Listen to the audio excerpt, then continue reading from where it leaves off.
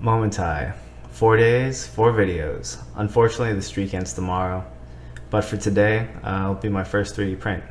And how I decided I want to pop my 3D cherry was something for cable management. I was thinking either some kind of carabiners to hold wires, or an attachment device to hold up some consoles. And what I settled on was an attachment case for my VIVE Linkbox, just because it's like dangling off the wall and it doesn't look like it's the best thing to do for data and electricity. I've sped up the footage by about a factor of 25, so enjoy.